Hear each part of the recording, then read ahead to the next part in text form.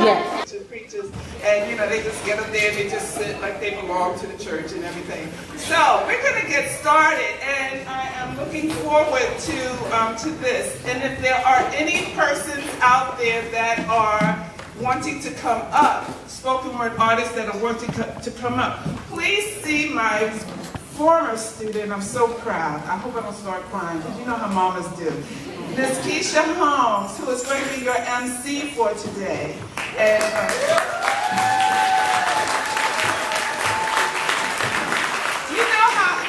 sure there's some mamas and daddies in the house. You're glad to see them go, but you're glad when they come back too. I was glad to see her go, but I'm so glad and happy that she's come back to be with us. So we're going to get started, and Keisha's going to take over, but if you are wanting, or somebody even comes in and wants to be a part of the spoken word part, please, please, please make sure you see her. I want to pay a special attention to the brains of Imagining America, the 2015 National Conference, and that is Kevin here, Kevin Box. I want to pay homage to Bev Bickle. I think she's here. Where's Bev? Bev is one of my strongest supporters at UMBC, where I am crazy enough to go back. Yay, UMBC! Bev is where I was crazy enough to go back at the age of, I ain't ashamed to say it, 60-something.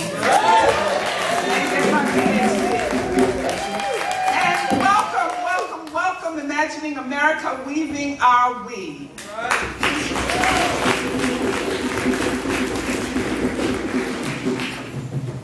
Y'all keep the drums going. How y'all feeling tonight? Come on, make some noise. Give it up for Imagining America. Come on, y'all. Give it up for Morgan State University. Now give it up for you. If you're excited about what is about to happen in Baltimore, make some noise. Where's the news cameras when you really need them? Come on now. They say they make noise when there's a war, but we also make noise when there's a celebration. Are we celebrating tonight? That's right. Now one more time. Stand up to your feet. And come on, just start making some noise. Until Baltimore starts to shake. Come on. All right, now that's just that's the pre-warm-up for the warm-up. Y'all got that? Y'all can have a seat if you can, real quick. Y'all can keep the drums playing a little bit. We keep the ambiance going, you don't want to stop nothing. My name is Keisha Holmes. I am alum here at Theater Morgan State University. Yes, give it up. I graduated 2010 with my degree with theater arts, and I'm so excited to come back to a place I once called home. I am so excited when I received the word about tonight. Being a Baltimorean myself, I've seen where Baltimore once was, and I see where it's going. And to be a part of a change, it starts with coming together. No matter what you believe in, who you believe in, the common thread is unity. And that's something that we're lacking, is unity. So tonight, I hope this starts the whirlwind of unity. And I work at a daycare, right? Real quick. So every morning I tell my students, turn to your friend and say, friend, I love you, and say, I'm so happy to see you. So can we do that? Turn to the person next to you and say that I love you and I need you. 3 words that we're so afraid to say, but 3 words that can change somebody's life. Am I right about it? I have my own ministry called Radical Movement Ministries. I'm a gospel rapper and spoken word artist. Not only do I like to make noise, but I like to dance. Does anybody like to dance?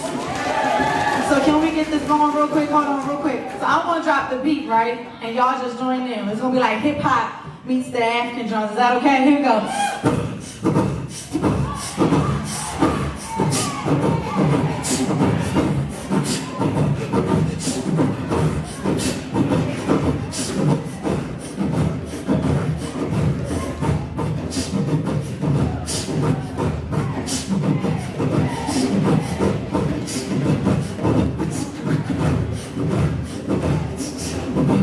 UNITY, UNITY. U-N-I-T-Y, that's a unity. U-N-I-T-Y, be more. U-N-I-T-Y, we gotta let them know. U-N-I-T-Y, keep the drums going.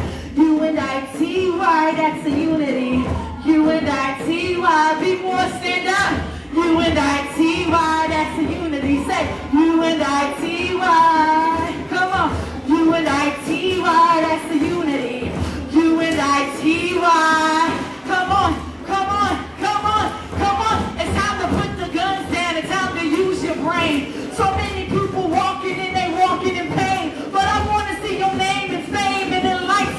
Please don't sit on the cold when you're lonely at night. Be more forward, no. We got to show them the flow. We got to show them when they come in which way to go. We don't want to be in the news as the murder land. We want to be the one to have your name across the land. Going from country to country, healing and providing. Everybody want to see you, but we keep striving. You are not too wide, just stand up with me. Cause before we got a lot and we got reality, we say U-N-I-T.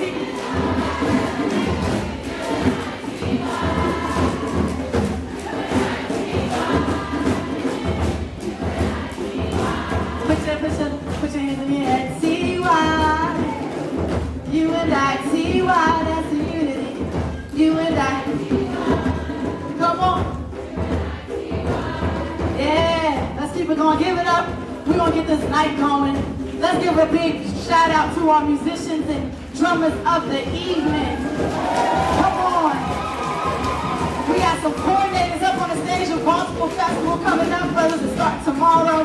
We got Morgan State's own lead drummers up on the stage, Dwayne Hinton. Everybody give it up for our drummers of the evening.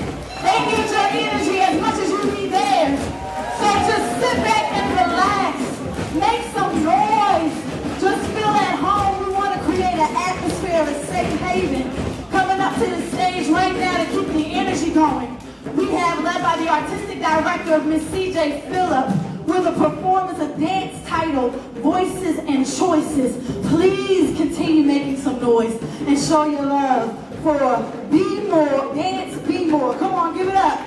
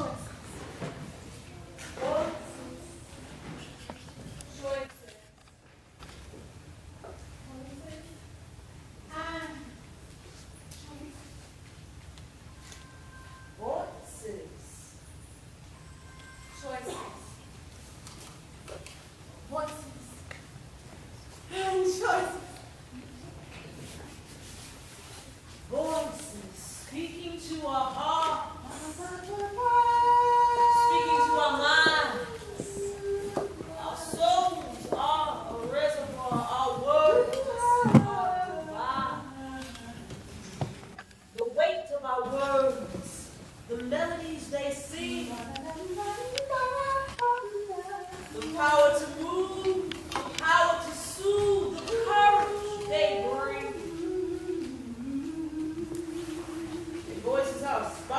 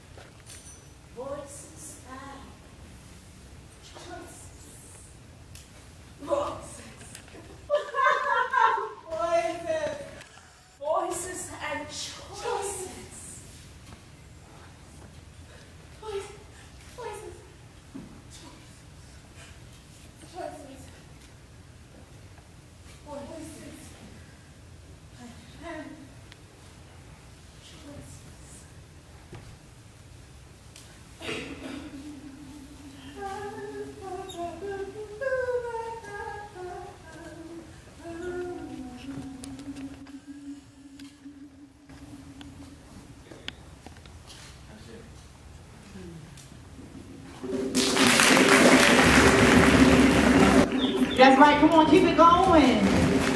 You have a voice, and you definitely have a choice. Thank you so much, Nancy, for that.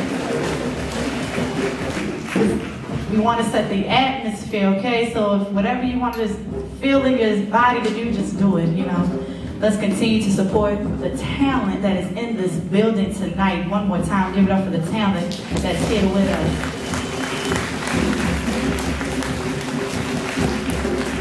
Not only do we want to save our streets in Baltimore, but we want to save our streets all over the world. So just for 5 quick seconds, can we give a moment of silence for Oregon and the community college? We want to think about it, that the fact that they're going to school and they're trying to get their education just like we are, and things happen so quickly. So it's always good to celebrate each other when you can. So we have a quick moment of silence for the students at Oregon Community College.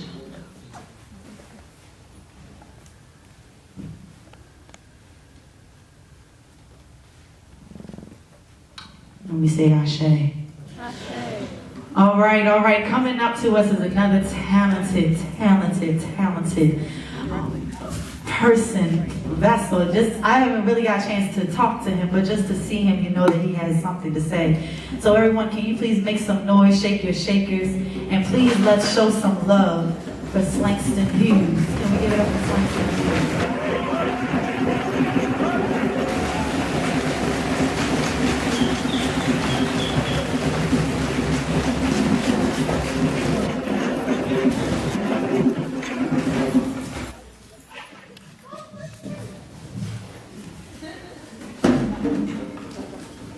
When I hear the drums, it's like God comes.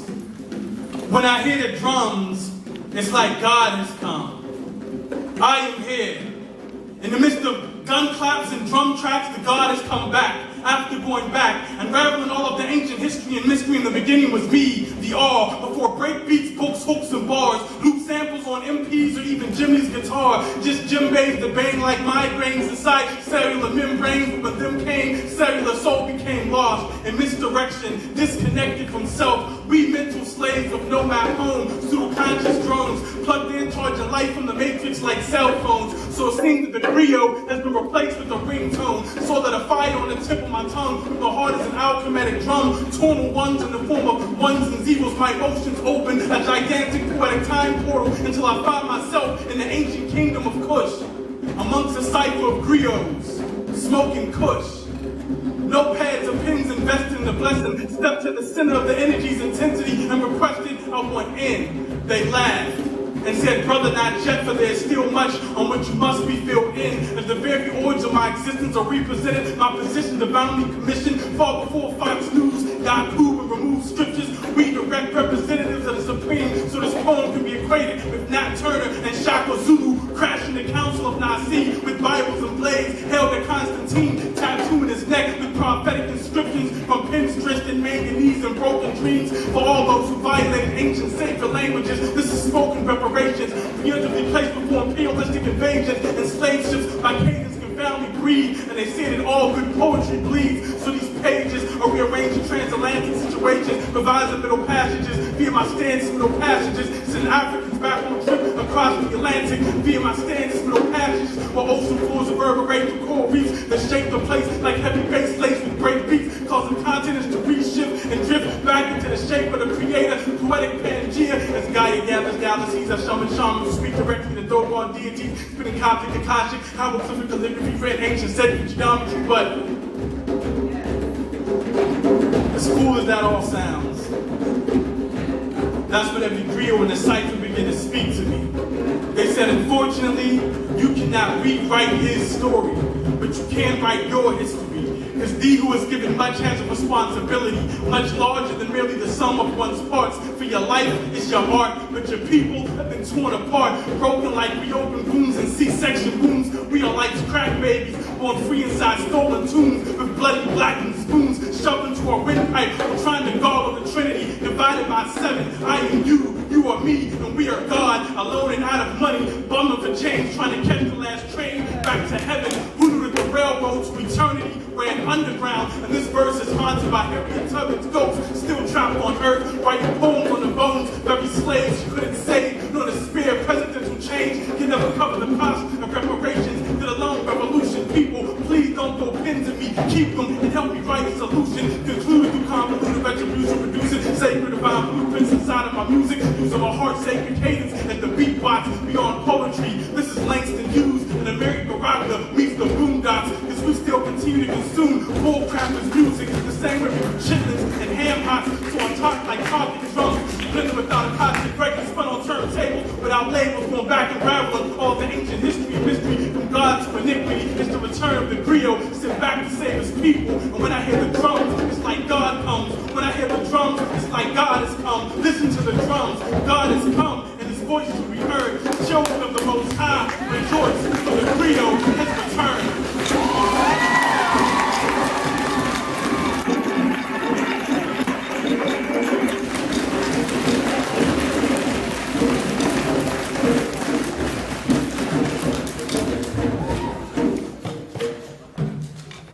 And arguing about religion is like having debates about why babies are cute.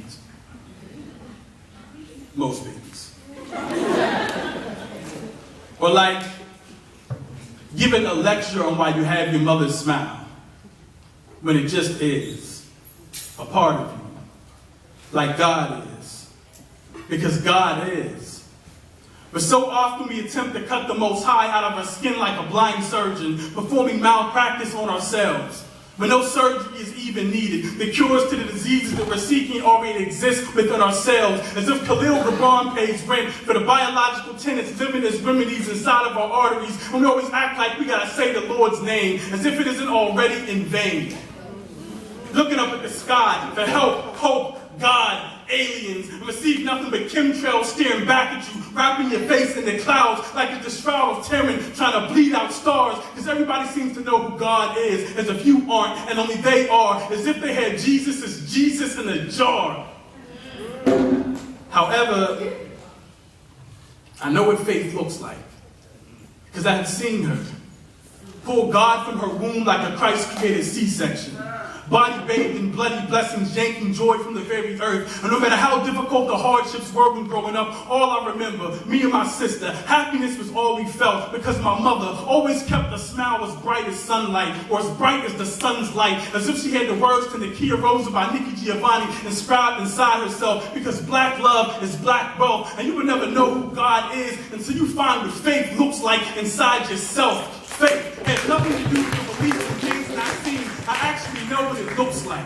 It is a brown lady with bad knees and the best baked goods you ever tasted. The ability to never quit, laugh at your own hardships, and rise a weary spirit from a mattress at 6 a.m. like bread that is leavened. And I have her smile tattooed across my face like joy, like graffiti plastered on a subway train headed for heaven. And God is my grandmother, with the divinely given ability to pray force fields in front of households, causing bullets to bounce back. See, I am certain the religion is not real, but I am sure that God is. I just told you, she's my freaking grandmother, Mary Louise Jenkins, and nobody better not say nothing about Miss Jenkins, or otherwise, that would be blasphemy.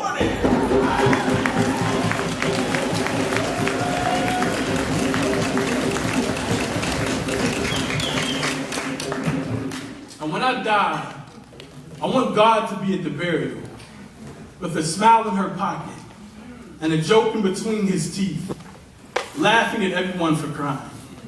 And I want the poem on my tombstone to be so short and poignant that you won't even need a single syllable to recite it.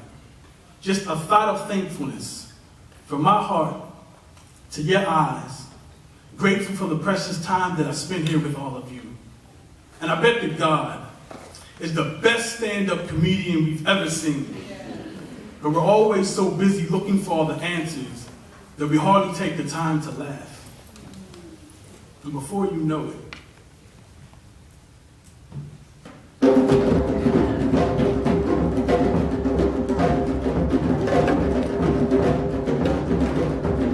freedom!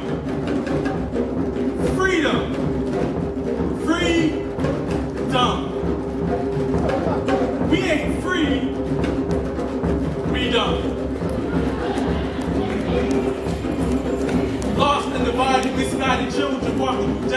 valleys and glorified ghettos. The sun blocked out by our own shadows, snatched and ripped, taken away from the very titties of our identity, sucking simple-minded sustenance and abundance from the bosom of conditioned living and black embarrassment on television that can crackulate semen from the white disease penis tips of Willie Lynch and descendants. Are you already swallowed and digested the speaking life through mics and entertainment has faded into the pixelated arrangement of a rare occasion like Twitch, just mind your business, just mind your business. Twitch, crack babies are ice skating on a frozen, frustrated landscape of cold, castrated tongues because local politicians who act like leeches on the skin of the people would be better off without one. Freedom, free to be dumb. Tossed on the cross, crucified at the cost of a lost generation, and either grandma or Jesus can save them. Slaving in the workplace for payments, so the BG&E don't turn your place into a damn plantation. But we have not made it, and if Asada ain't pardoned, then ain't nobody made it. Freedom, free to be dumb. It's already over. Obama has come.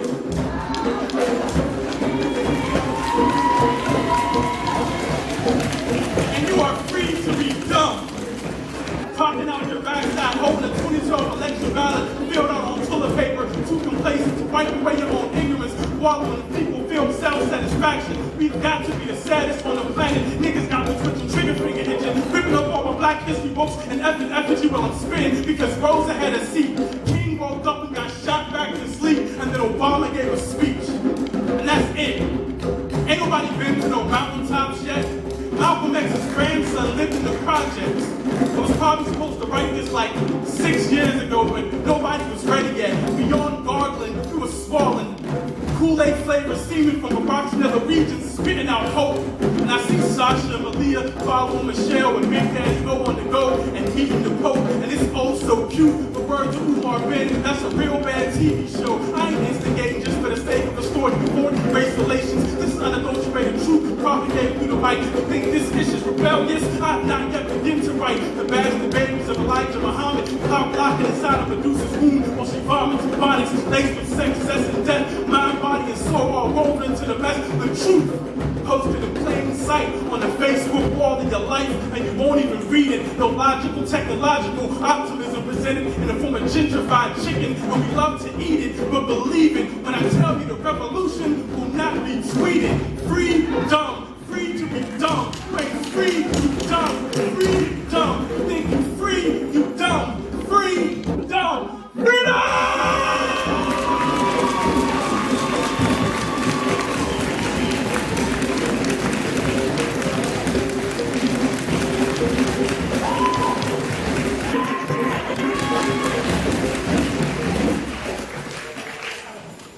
If you ever find yourself lost and surrounded by enemies who won't let you speak your own language, who destroy your statues and instruments, who ban your boom by boom, if they ban your boom by boom, then you in trouble. Deep, deep trouble. Probably take you several hundred years to get out. And the time has come for freedom.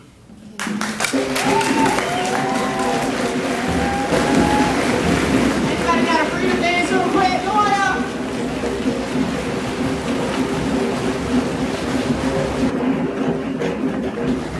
I don't know about y'all, but I refuse to be dumb. So I'm free. I had to be serious to have a name like Slangston Hughes. Just slanging stuff. Thank you. I don't know where you went, but thank you. Give it up. Come on, I want to give a shout out. He is director of Do More, Be More. So give it up. Young people using their talents, using their art, using their gift to get back. Everybody that's coming to the stage, they have something to offer through the arts. So when you see them afterwards, get their information, network, see what they can do for you in your community and what they have to offer, right? Because we want to do what? Unite and promote unity here tonight. Make some noise one more time. Slangston Hughes. I also want to give a shout out to Roy Turner. Is he up here? Roy Turner, are you up here? That's it. How about Maniz Yahuda? Are you up here? Ayana Balmore? Is there anybody that? Dwayne Hinton, are you up here? Okay, make some noise, make some noise. Hey, Alpine, are you up here? Is anybody? Well, all the drummers make some noise. Man, we don't want to keep it stopped. We don't want to stop it, so let's keep it going. Please show your love, make some noise, shake your shakers. Say with me. Say, show some love for Poet Renee. Come on, show some love.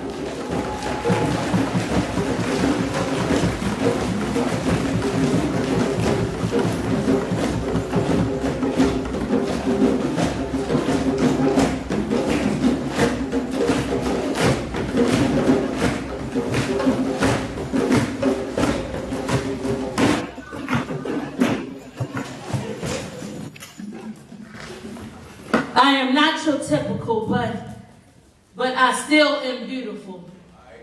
See, I am not your typical, but I still am beautiful. See, beauty has no limits.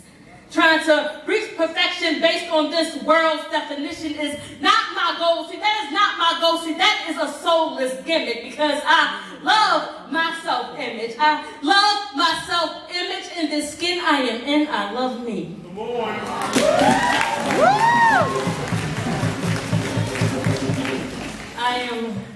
I am not your typical, but I still am beautiful. See, I am not your perfect. I am my own perfect. My best me. Steadily evolving. Sorry if my best is not revolving around your world of perfection. I am my best individual. Unique in my own way. Sorry, my mental sculpture does not fit your pedestal, but I am who God made me to be. I am my best me. How y'all doing out there? Make some noise for me.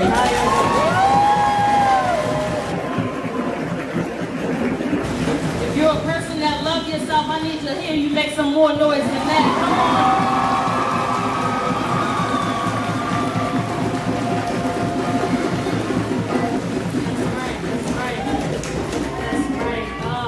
It is so awesome. It is so awesome.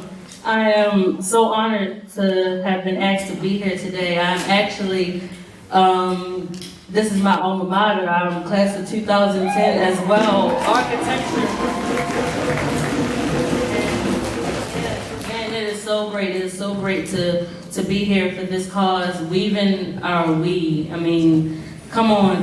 That is just a great thing to be celebrating. Of course, always celebrating our we. I am Poet Renee, and oh man, I'm just an inspirational poet who believes in weaving a better world for real. Like, awesome, just awesome. And I believe that in order to weave a better we have to create a stronger I, right?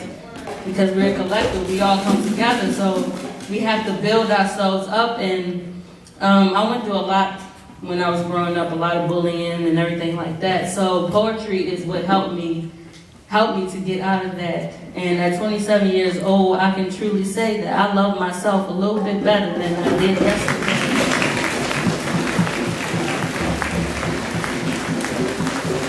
That is always the goal. That should always be your goal, to wake up in the morning and say that you love yourself no matter what. So I wrote a poem called Dress Code, and as you can see, you know, I like wearing tomboy clothes, you know, clothes that fit me and let me breathe. So, you know, that's what I'm comfortable in. Of course, I got teased a lot for that. So I wrote a poem about it. At 26 years old, you know, it's no better time to heal than, you know, when it's time. So I wrote this poem, and I hope someone can relate to it. I see you staring, eyes piercing into mine. The wheels are turning in your mind, trying to find dime, feasting on my appearance, glaring like,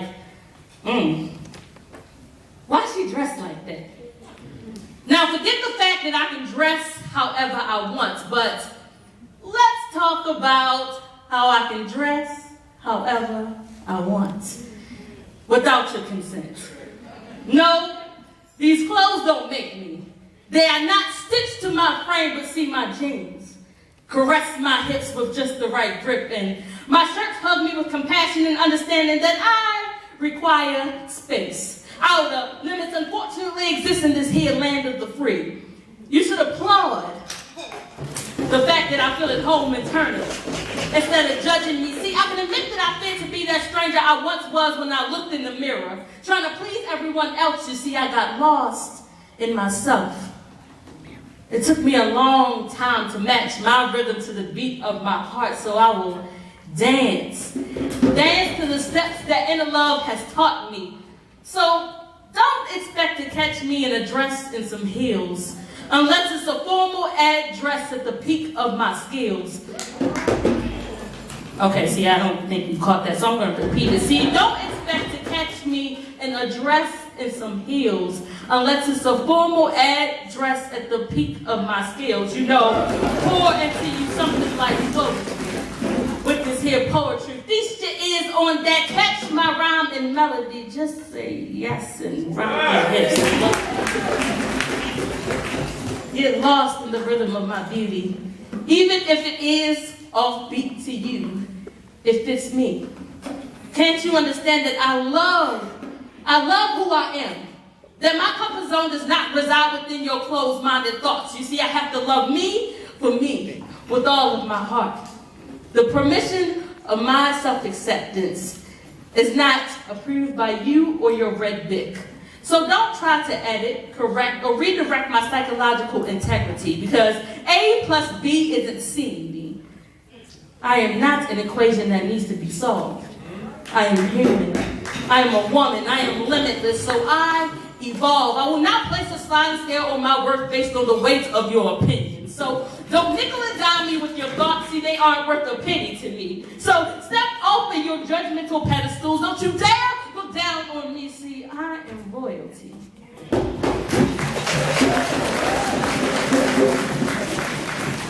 I claim my throne the moment my mindset was willing to acknowledge my crown. The authenticity of my queenship is not based on my choice of style, but the fact that I feel comfortable in my own skin does make me unique, an individual. You see, I call that being the ruler of me. My integrity is not up for auction. So don't expect to purchase me some diva jeans just to appease the sight you see. Why are you blind to the fact that as soon as I slip a leg in, I pay with a piece of my dignity? Because I am not being me. I am not being me. I am not being. It took me a long time to freely be.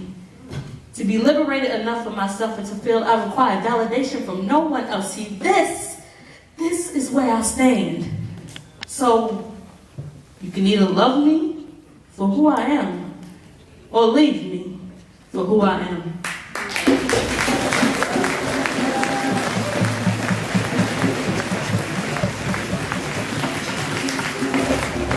Better you leave than me. Because once we lose ourselves, who are we?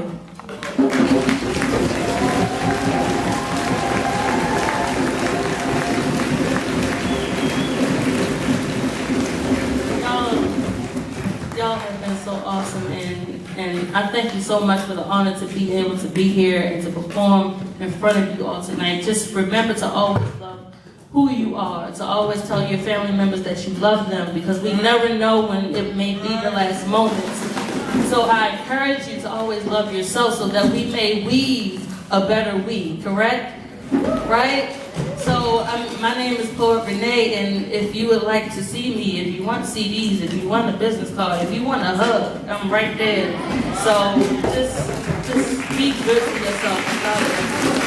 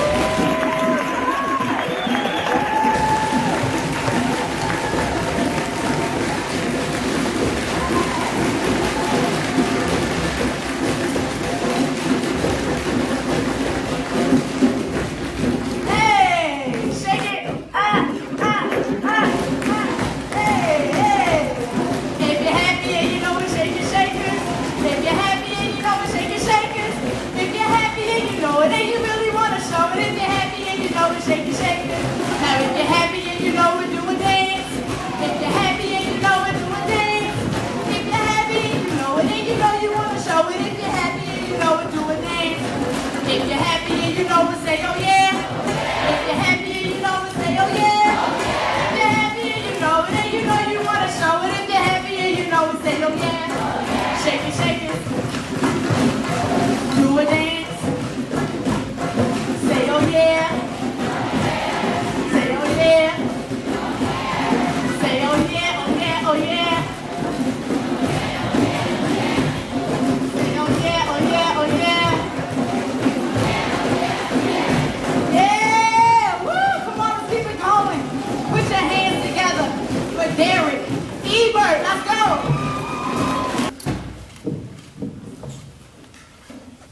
So in middle school, we would always have these monthly placement tests that we would take at the end of the month just to see what we had learned, and I never learned anything. But always knew the answer to the question, what is your ethnicity? I would fill it in with sureness that I could never, ever be wrong, not in a million years, until one day, my teacher came up to me and whispered in my ear that, Derek, you are not black. As a sixth grader, I didn't know how to take it. See, I wasn't between a rock and a hard place, but rather working in the field and working within the house as if my blood doesn't pump freedom like the underground. I constantly played Tubman, running away from something that I'm not. Maybe that's why I'm always suspended, fighting against my race while racing against the racists that make my life a race. Sometimes I feel like I'm losing. Derek, you are not black. But dust off my roots and you'll find the soft eyes of Emmett Till, not picking his battles because his battles have already picked him. Check my heart. And you'll find the beats of the A-Million-Man March on the day that I was given life. But this board game isn't trying to give me my card, so how do you expect for me to play when all I can draw is that I'm not black? I never felt like I could relate to soul, something from within, because Uncle Sam has colonized my territory and he keeps my Black Panther on a leash. As much as I like to break down, there's nothing left to break, and I'm always tired of feeling down. You know, it's kind of sad because I wear Africa on my chest as if we're related, but I am nothing, just a stepchild placed in foster care and told to forget where he came from, because Derek, they never loved you in the first place. For 6 years, I've been reading between the lines in a world completely colorblind. No wonder Waldo always hides. No wonder zebras always run. No wonder I feel like I share traits with both of them, always hiding in crowds that'll never accept me, and fleeing, not fighting as soon as I'm attacked. But I'm still searching for what it means to be black. Thank you.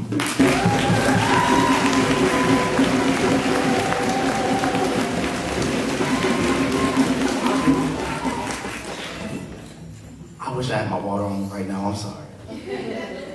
I won't run back there. I ain't gonna do that. I ain't gonna do that to you. Oh.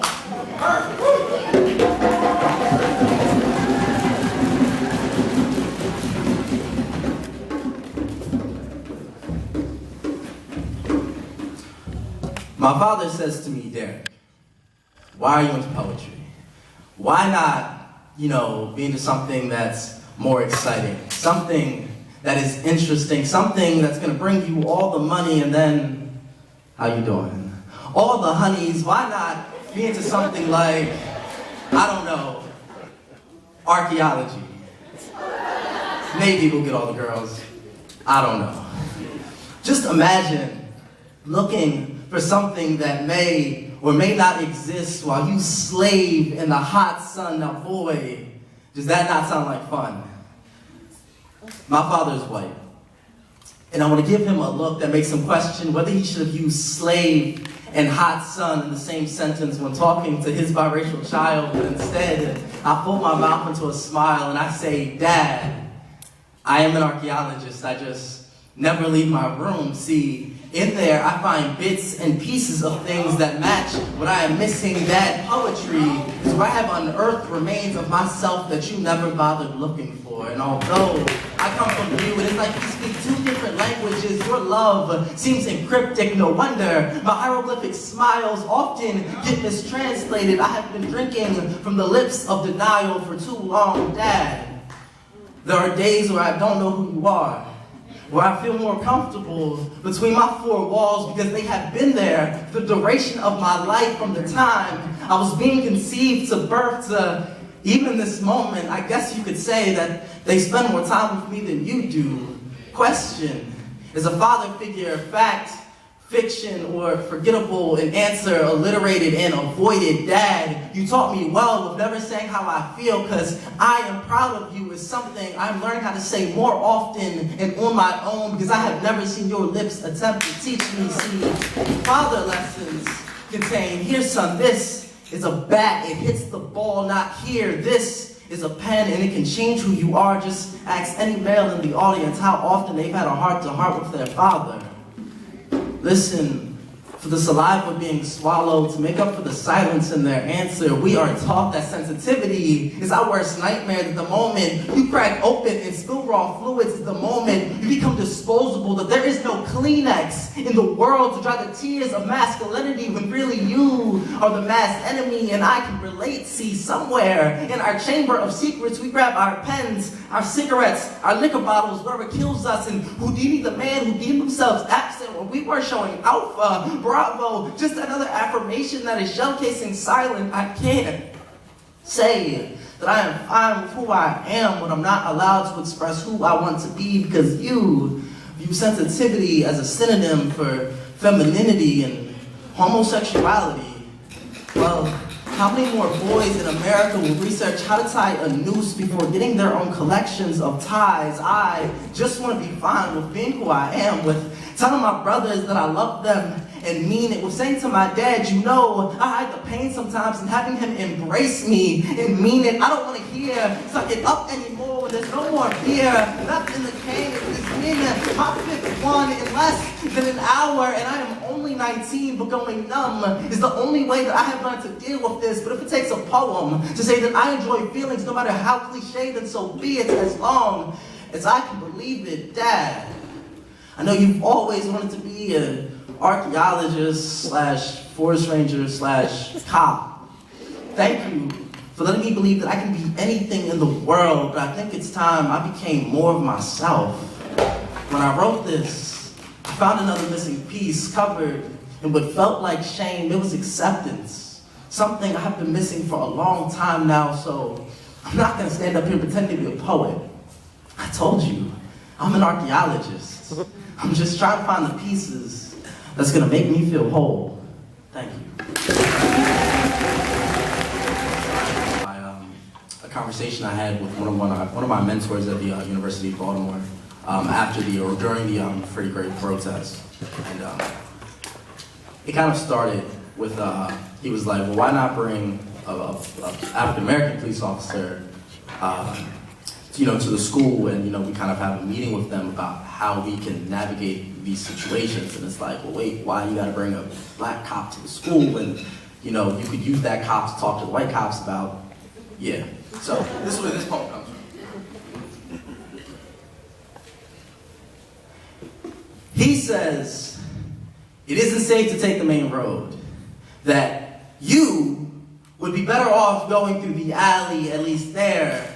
You have the right to passage. I mean, yeah, it might take a few more blocks or years to get to where we want to go, but we would get there, right? He asked me, well, Derek, what would you do?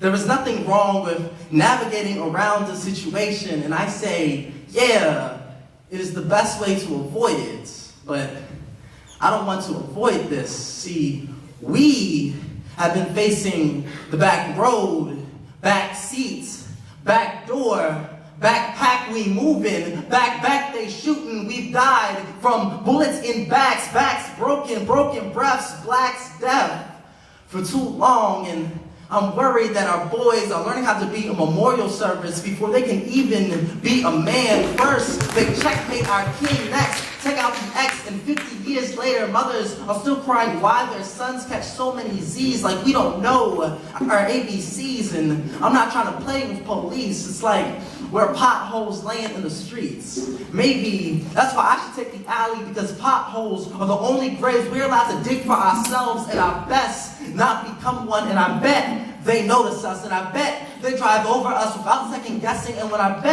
when they see us, they won't say goddamn. They'll say Yvette Smith, Jordan Baker, Andy Lopez, Jonathan Farrell, Freddie Gray, Kamani Gray, Rakia Boyd, Sharice Francis, Ayana Jones, Sharika Wilson, Tyron West, Tamina Bryce, Oscar Grant, Sean Bell. Damn, why the hell do I have to remember names just to get you to listen? I can't say that I'm out there marching with the movement like I want to, but I'd rather be here so you can hear me as my voice vibrates off walls and into your chest now. Ain't that a movement? Ain't poetry supposed to be moving? Jesus had holes too, so I guess crossing the block gets me closer to heaven. I'll know being made holy before I am holy. But if I am destined for this fate, then bring it. Give me a pot and a hole, and I'll plant the seeds to grow poetry. So next time, there won't be just one of me. If a black body falls and everyone is around, is it right to call them another Mike Brown? He asked me, well, what would I do? And I want to say, I place a lighthouse on every corner just to guarantee safe passage, guarantee making it home in time to taste fresh rolls coming out of the oven, to make navigating a little easier, to make taking the streets a little safer, to making the streets something we shouldn't have to avoid. I promise we will still sing about you long after you are gone. Thank you.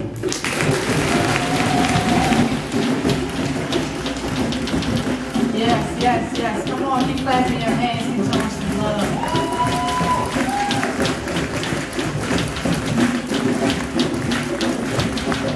Real quick, we want to give a shout. Keep the drums going. This jam is sponsored by Morgan State University College of Architect and Planning. And their deans are here with us tonight. Dr. Marianne Akers and Gabriel Cruz. And their architect students are here to share with us their spoken word pieces. So everybody show your love. For Morgan State's own architect and planning department, there's a choice in there. You definitely have to be heard. All right? So however you choose to express yourself, sign in and let us hear you, okay? Because you never know who's watching you, who's listening to you, whose life you might change, whose perspective you might shift. And you can see my friend down here, she has the sign in. I call her Zornell Hurst because of her hat, but I know that's not her name. But I won't call her Zora tonight because I feel like Billie Hall of Renaissance here right now. So you can see Zora Neil Hurston for the sign-in sheet if you're interested in participating with us tonight. All right, is that okay? Listen to the words that these artists are saying. Aren't they amazing? So steady with some of these children. Because the demographic which I work, one section was East Baltimore, okay? I'm just being real with you. Resources is not the best, but if you have a passion and it shows these children, you grab their attention and they will want to learn. But some of these children, because of where they come from, where they live, their environment, they had some blocks in their way. So every morning I would say, good morning, I love you. When I see them in the afternoon, I'll say, are you okay? Do I have to check in with your teacher? And one teacher was just yelling, and I came in, I said, please excuse me, I don't mean to step on toes, but let's listen to what the child has to say first. So many times these young people get stuck because we're not listening to what they have to say first.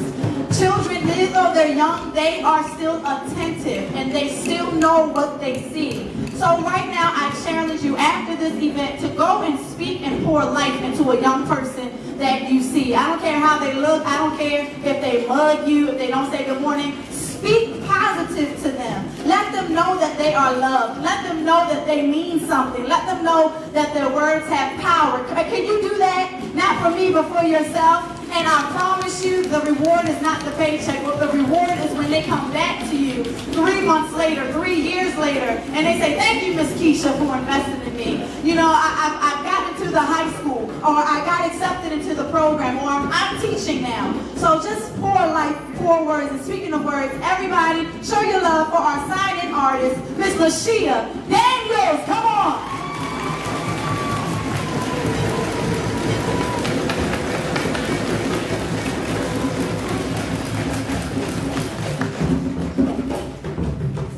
everybody feeling right now?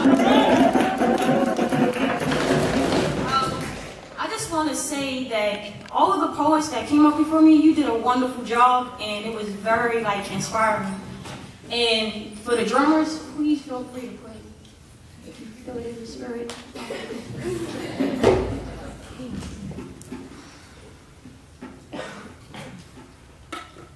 The struggle remains. The sounds of abuse, both verbal and physical. The sounds of hurt from life circumstances. Depression from failure. Oppression from oblivion.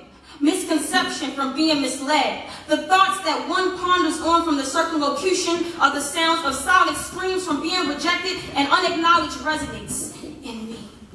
The struggle to remain persistent in this state of underwhelming standards set before me because of where my origin resides. The background humbleness of my culture, of my family, follows me every day. The view of my dear brother out there on the side of the corner, flipping a bag of rocks just to sustain his disoriented family.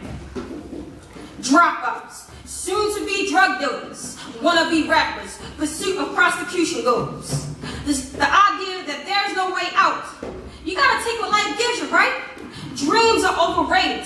Dreams have nothing to do with reality. Money is the way. Doesn't matter how you get it, but get it how you can. Dry land masses with no greenery make it easy to see the blood dripping from the temple of a young man who never experienced the future abundance of the environment preservedness. The criminal mentality deceased because of his past transgressions due to the lack of conformity and belonging and sense of morality in his family. The dying trees cry, laying next to the buried sister who has never been aware of her environment, never taught to be hazardous. The shallow, vacant homes next to established ones where children would play, where the community could be civilized, but it's been vandalized and loitered.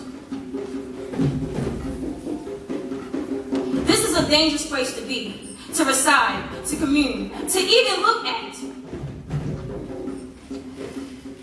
I look at my generation, my people. I am affected.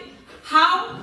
Not only does it hurt my eyes, but it rubs my heart with tension. It hurts me so bad that my bones quake, and my mind won't allow me to stop thinking about it. My mind cannot escape this moment of depression because my generation, my people are hurt. They get shot, they get robbed, they die, they grow up in environments where there is no sense of place.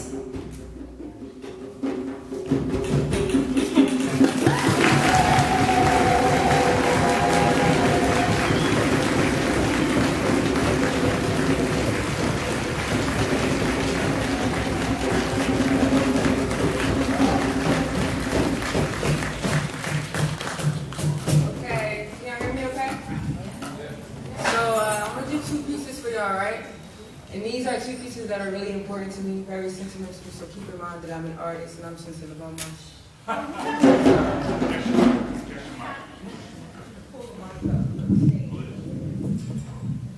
Is this better?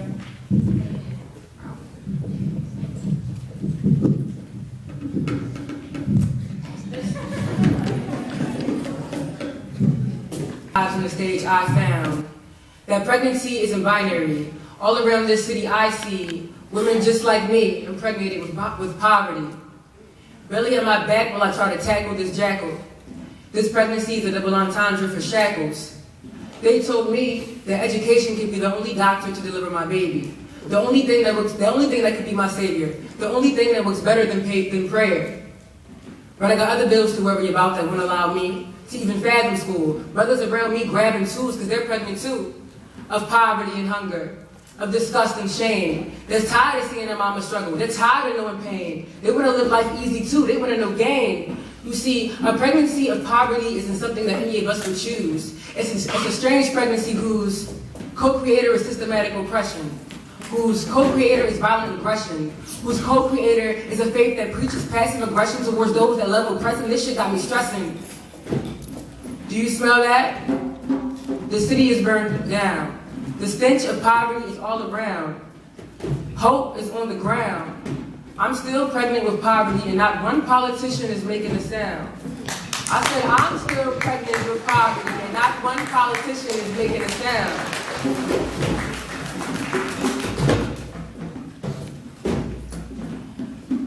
Bobby still can feel the anger and rage building up amongst people my age. Got us marching around and stomping the ground, but it's no use. They did the same thing, so we gotta do it too. Fuck that, we gotta do something new. Stop being coons intertwined with the youth. Become a much stronger group. Fuck putting our foot down, it's time to pick up arms. Dr. King regretted integration, and right now my sentiments towards this nation ain't changing, so I'm saying, I'm done playing. I'm done protesting. White America has been testing our patience for generations, so I'm saying, time to put up gates around our community, so please get the fuck off our property. We still remember Tulsa, Oklahoma, but don't make me want an apology. I'm just trying to draw you an analogy. This fight is far from over. They kept us silent, but couldn't put out our Nova. Can't defeat our souls, it's not over. So I'm saying, I'm the new Tamu, sparking resistance in you, studying at the feet of those who came before from afar. I hear Angela in my head, you knew it's my North Star. Never forgetting my black men. White America trying to either send you to Penn State or State Penn. They ain't every shade of our melanin. I'm taking this shit into my own hands. About to draw up my own plans because that peacefully assembling shit is peacefully dismembering shit. Every protest got me feel like I'm ducking shit. No justice, no peace, we chant at every rally. They know exactly what we want, so why the fuck we still trying? But again, how we can't. They fear the black man, and even more the black woman. You can jail a revolutionary, but you can't jail a revolution. We want them to stop shooting, but they not, so what side is you choosing?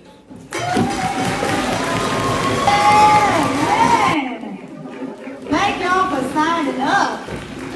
Okay? Let's keep this going. Right up next. Now those who have signed in, when you come up, let's try to do one piece, okay? But we still want you to be powerful enough so that everybody can hear what you have to say. Because we want to respect everybody's talent and respect everyone's time. Are we okay with that? Now make some shakes and some shakers for Imagining America. And shake it for yourself. Now shake it for our next artist, Fire Angelo. Let's go!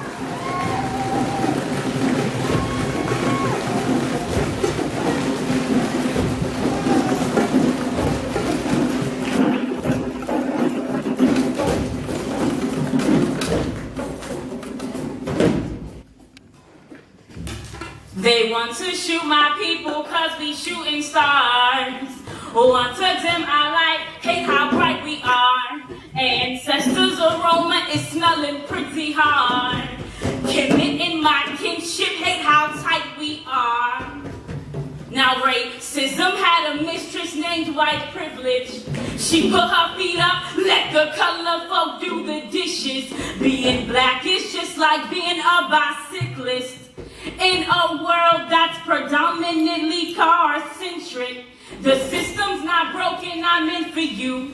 They colonize my lane and then they colonize my classroom. Lineage don't have a lane, pursuit of freedom filled with pain. If Aunt your mama was to sing, it would sound like acid rain. They speak hatred into ourselves before we speak for ourselves. Now we can't speak at all unless blood's the motivation. We got to get shot down in the streets before peace becomes impatient. Striving for justice in a jungle where tigers can't be tamed. I got the language in last name. I'm a reminder of the pain, a reminder of the death, the colonization contest. Police treat black boys like liquor shots. Whose round it's gonna be next? See, they want to shoot my people cause we shooting stars. Want to dim our light, hate how bright we are. Ancestors' aroma is smelling pretty hard. Commit in my kinship, hate how tight we are. Now guns make gods out of humans, make men into martyrs. There's no life in tomorrow.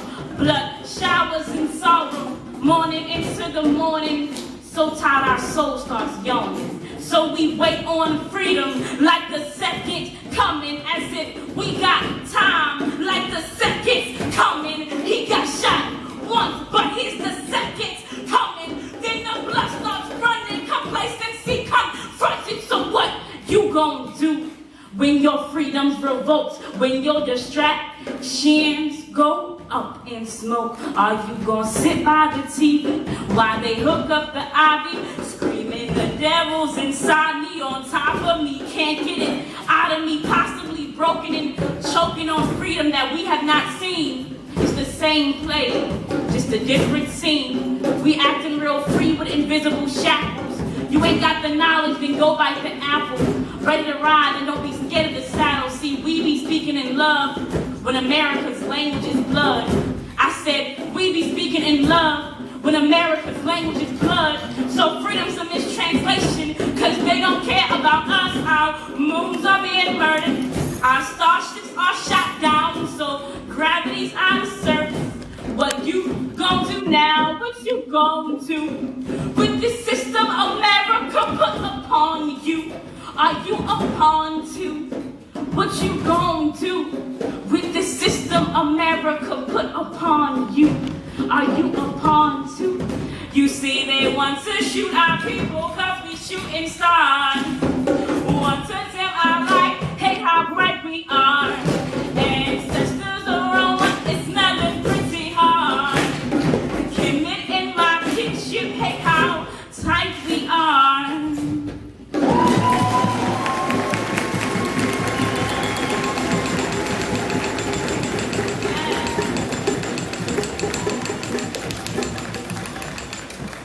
So, I'm so thankful to be here. My name is Fire Angelou. I'm a spoken word artist, poet, activist, revolutionary, Netflix binge watcher, all of that stuff. And so this next poem I want to do is an honor and dedication of the women, because through the womb of woman, all of humanity passes, and I think it's important that we recognize them. So can I get all the women in the house to stand up? And I want everyone to make some noise for the mothers, the grandmothers, the sisters, the aunts.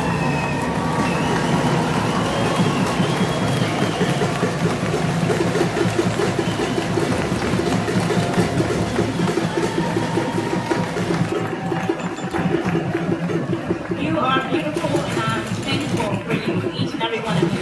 And this poem is for you, you may be seated if you like. Women have Wi-Fi. It's just that some of us are still on dial-up.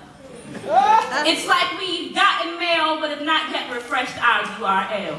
We're still buffering our beauty, copying and pasting expired eulogies. We're just clipboard clones with no original format of our own. So this is an SOS to the unlinked HTTPs. We were birthed without broadband, at conception connected to a caravan, but had not reigned over our domain. So like .com, we are open to everyone.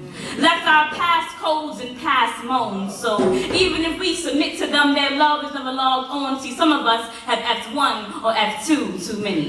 Let men finger our frequency, so we're experiencing cramped constellations during our moon time. Our uterus used to be a USB, but our outlets have been plugged with sockets of insecurities, so we shocked into fatality or infertility or control or delete our pregnancies. Our vaginas went viral.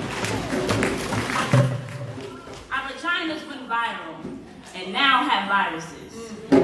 We are never outdating because our spiritual software subscription is outdated. See, maybe if we change our outlook, we can have excess, but our words are always missing the PowerPoint, so we never excel. See, where are the windows to your womb when you need them?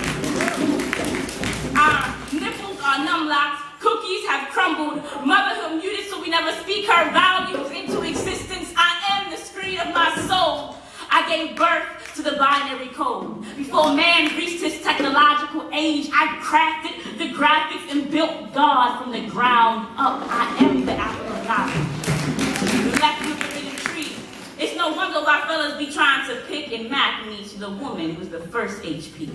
She calculated unknowingly all series of species, and if you browse her, you will find her in your history. She has an android in her umbilical cord and carried 4G generations more than Verizon can explore or afford. She is the kinetic keyboard, always pressing on. She's the subtle space in between bars, the key that changed the symbol you was on. Before Siri, she was serious, me. Before initial trinity, that's why there are 3 trimesters in a pregnancy. Even biblically, some say divinity came from the womb of Mary's ovaries overstand. We've carried prophets to the flesh of an ordinary man, but dudes keep wrapping up in it on hard drive.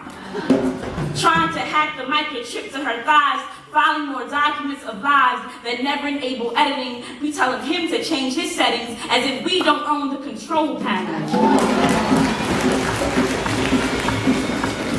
See, the music of the world is in our internal iPod. It's ironic how these women seem to never get down with the Geek Squad, but women do have Wi-Fi. Just some of our computers have shut down. There's too many personal programs up in our pussies seem to have paper jam. And we never installed pop-up blockers so we're bearing false advertisement and minimize our true identity, but listen closely. You can hear the signal strengthening and the wisdom warrior women entering right before the link, for if she doesn't sink, she will sink. But you can always troubleshoot or just simply ask for help. You'd be surprised how we can hold the engine but still can't search for results from within ourselves. But it's never too late to put up a firewall. Protect your connection. Don't let your computer be infected, for even man can't understand your mechanics. So never let him try to engineer you. See, you are the PC, the perfect connection. It has been the human database for every existing race, so sacred women. Affirm your place. Don't let the world take what makes you click. You have the Wi-Fi, and all you need to do is connect with it.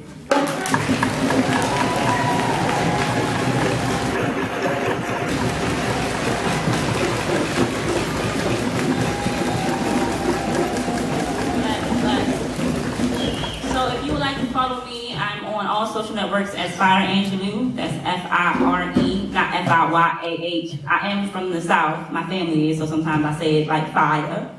But I promise you it's spelled correctly. This last poem I wrote after I went to a protest during the uprising, and I realized that no one told me that holding up a sign for a long time will make your arms hurt. And so I was like, activists, like, we got stamina, yo. Like, we be doing a lot. So I still got to do laundry tonight, too. It's like, so I wrote this poem just to really talk to the humanistic parts of ourselves that sometimes get lost in the movement. It's called A Note on Self-Love in the Midst of Systematic Hate. A note on self-love in the midst of systematic hate. When you experience microaggressions at a predominantly white institution, you will be tempted to go to Starbucks, stare at a random white person sideways for the rest of the day. Instead, go outside and stare at black people doing incredible things like you are doing right now. Existing.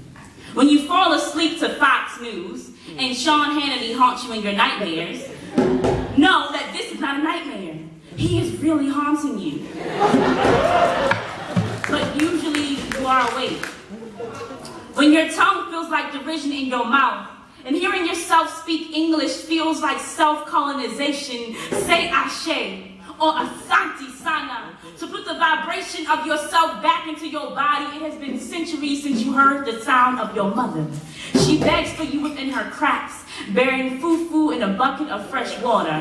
When you wake up to a good morning text from Bay and a video of police brutality on your timeline, it may become difficult for you to eat breakfast after seeing yourself be murdered over and over again, so allow yourself time to cry, time to think of a political agenda, and time to brush your teeth. Then text Bay back. When there's a funeral, do not automatically associate blackness with death. Instead, associate it with rebirth. When someone attempts to tell you to hate yourself during dinner, it will sound like, well, why did he run? Do not hate them, but do not pay for their dinner either. Sip your dark red wine and teach them how to stare into midnight to appreciate darkness. Be advised that hate is a toxic substance, and you will need 2 sets of gloves and a painful smile to begin extracting it. You might want to order yourself another bottle of wine. When you realize that you are a slave, listen to modern Negro spirituals, aka Kendrick Lamar's We gonna be alright. And dance like you know you got ancestors. Like you learned the ancient dance of twerk in the village from the black women who knew how to break their backs and bend them simultaneously. In a contemptuous country where you had been taught how to swallow hate and take it on long romantic walks, and they become difficult for you to love someone who doesn't hate you first. So relearn love like it's a language, like it's the sound of resistance that I will not die. See, eating kale salad is proof. Going to see my therapist is proof. Getting a massage is proof that I will survive, because black self-care is political warfare. Cuddling while watching Netflix is black liberation. Because in order to steady your gun, you got to be relaxed. And when your city protests, media ratings will increase, because protesting is good business. From this, you will learn that not all protests are physical. That sometimes you gotta put your mind and your money where that dead black body is. And when you are tired of community meetings, public speaking, and doing human shit like laundry, because you know black people die, but we also live too. Stay in the presence of black folks to energize you, because there ain't no diet pills for freedom. Revolution is not a one-time event. And when you start to think that self-love is not radical enough to save us, remind yourself that you can never nation build without first building yourself.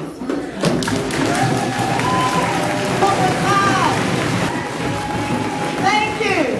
If you want to go to Best Buy and get my laptop fixed now, make sure my Google Chrome is chroming and my Yahoo is working.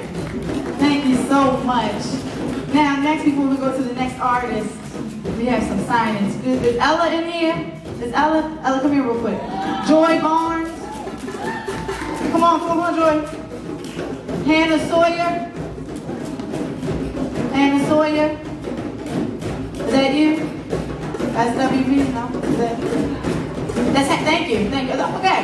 So I want y'all to come up here. Come on.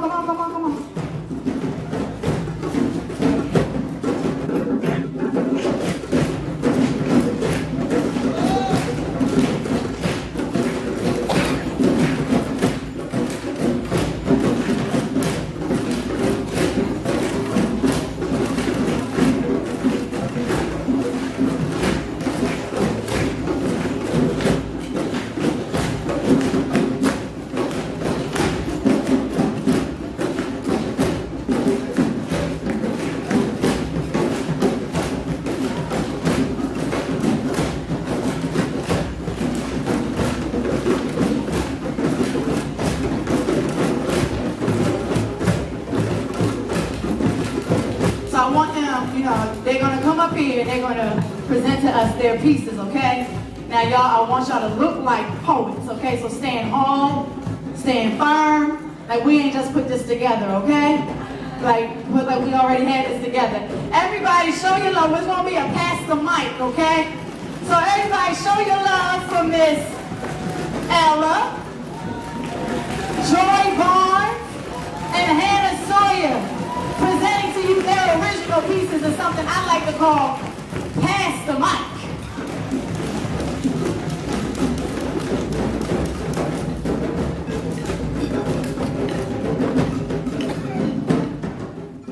I've been mute and I've been scorned. Yes, I've been mute and I've been scorned. Children,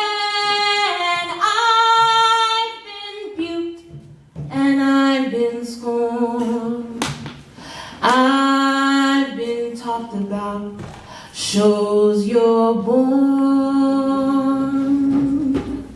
In the borderlands, our memories move in parallel beats, invisible in our spaces, our stories, the place in our soul intelligence where truth is real. Hearts bleed in this world. It is the result of oppression, felt by some, affecting all. I am weary of the stories, multiplied by faces and hands and mouths and legs that run away from the trauma of it all, yet There is strength in the collection, the amalgam of whom serves to bind me to my brothers and sisters in a struggle, a life lived to right wrongs, a choice to be depressed when oppressed leads to nowhere, a choice to rise up in love when oppressed leads to revolution, a change in the world, a change from this old-time new Jim Crow that has us constantly walking the tightrope of slave and free, my blackness giving 5 excuses to stop me, driving and walking and breathing while black will be the crime, prison and torture and death will be the time, payment for phantom crimes I will commit, with no evidence to prove my guilt. It lives in the water, manifested microaggressions whirlpool into real-life hurricanes, trying to rip out the roots, but they can't. They can hang us, they can drag us, they can shower us with hatred, but we will not be uprooted. Instead, we take all that and wash the sand that makes them blind to the realities and clouded with lies, with fists in the air, fists in the air, fists in the air. And love in our hearts, feet firm, arms linked up together with all the brothers and sisters, regardless of race, color, or creed, hearts beating as one. For all the Michaels and Trayvons and Oscars and Marlenes and Ursulas and Amadous and Patricks and future black men and black women who end up in cell block 074 or DOA because of their skin color. Bruised and battered, tattered and torn, our brothers and sisters, we hear you. We hear you. We struggle with you. Angela Davis said, if they come for me in the morning, they will come for you in the night. So we must stand up together, rise up together, so that no one is taken away again. Not on our watch.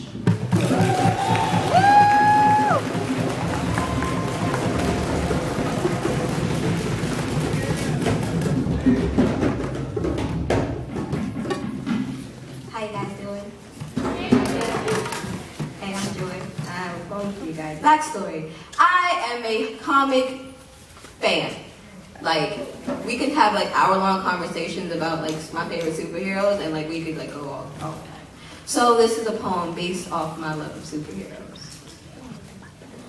They have always aimed to make a Marvel out of us. DC Comics, dying colors, a dreadful catastrophe. Simplify our struggle into the story of a black jungle cat with a hero. Lion prides himself on being the life of the party. There is a pride, a party of panthers, a hero caged behind my ribs, waiting to be freed after watching them assimilate the Asada out of our airways. They made a minstrel show out of our struggle. But I told you, the hero prides himself on being the life of the party. There would be no black life out the party. There's a Black Panther caged within my heart, armed to the teeth bared, ready to attack, because I've seen the 5-0 try to take the 6th God out of him. Shakur Stealth couldn't save his father from being murdered by a white man for his country's resources. We call this realistic fiction. Realize that it ain't fiction at all.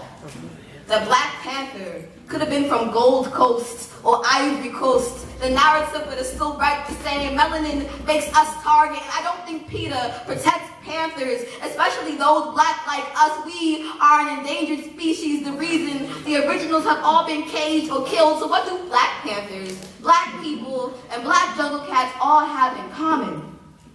Powers. While all of us be hands up, don't shoot. While we Huey P. Newton our bodies to become atomic bombs for a war we were never even drafted for. Evolution prepared us for this day. Words like claws sharp, as black as night. Shadows come to us for protection, where bookworms and comic geeks like me can become revolutionaries. Fighting systematic oppression by arming ourselves with the knowledge of our own history. Volume 22. Black Panthers fight the government. Black Panther fights the KKK. Black jungle cats fight the hunters. Black on black crime looks an awful lot like silence, negating the fact that we have to be our brother's keepers or we die faster than our birth rates can keep up. They reserve spaces and protect lions before they'll think of calling panthers an endangered species reparations to an animal versus people who are still considered 3/5 of a man, so we 60% people and 40% bears. But I'll be damned if I'm somebody's cattle or property. So if I'm not gonna be human, I'll be a jungle cat.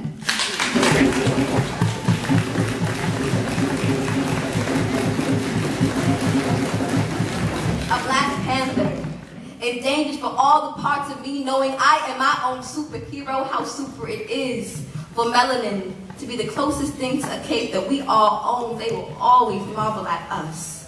DC Comics, dying colors, a dreadful catastrophe, but we still super anyway.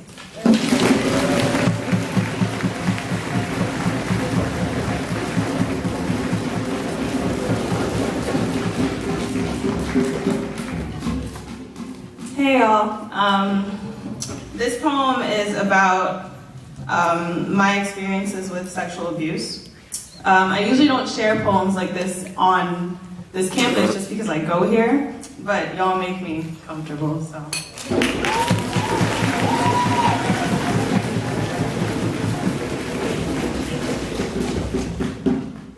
It's loading, it's on Google Docs.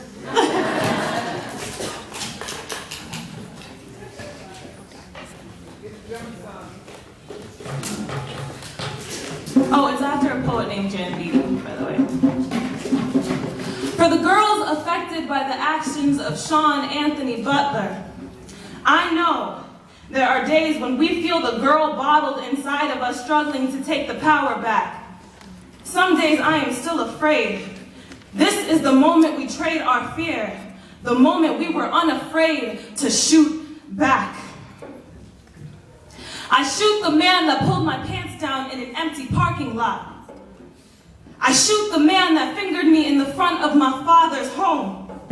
I shoot the man that hovered over my sleeping body like 250-pound ghost as he whispered about my vagina, always prayed this body would be somebody someday, never dreamed this body would ever become victim. Shoot the man that made me a victim. I shoot the man to make him victim. I shot the man and made him victim. I shoot the man that knew my vagina before a boy knew my lips. Shoot the man that told me my body would be perfect if only he could have me for 2 weeks. I shoot the man that told me if I told I would destroy my own family and his too. I shoot him because I listened. I shoot him because he was right. I shoot the man that made me witness my father cry for the very first time.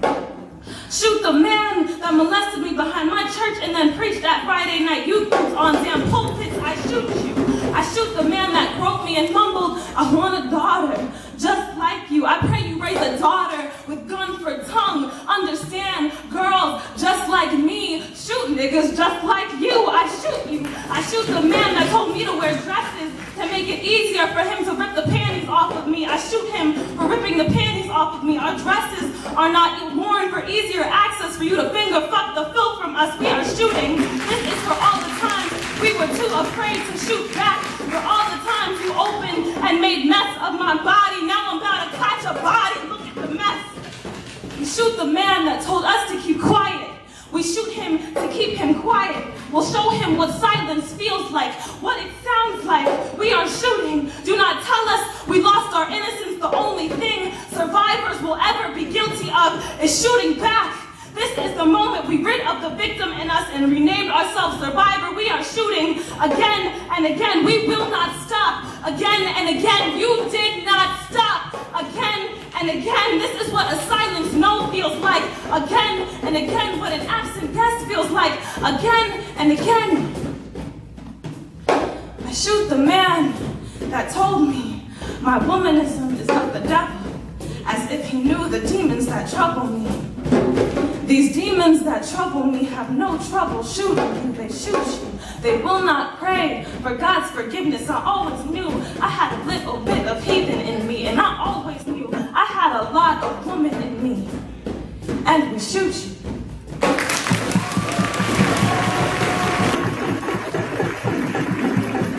Thank you, thank you, thank you. Keep shaking it, keep shaking it.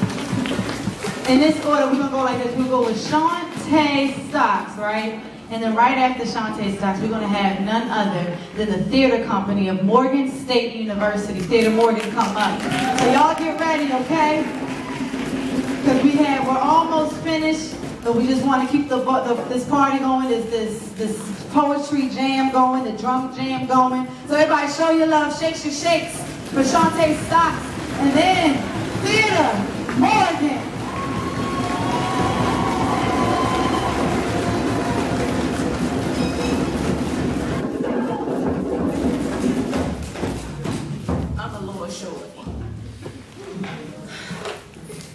In imagining America, I think of what it dreams itself to be, the land of freedom and opportunity, the land where people are forced into identities and the world buys into this mentality. So many people want to focus on American ideals, and I can't get past what is real. Opportunity denied, power that hides, invisible to those who benefit from it the most, suffocatingly frustrating for us who see and feel the pressure and pain of dreams deferred, of voices not heard. Yet when there is a nationalist battle cry, you want us to pick up arms and be willing to die for a country that denies and hides its inequalities.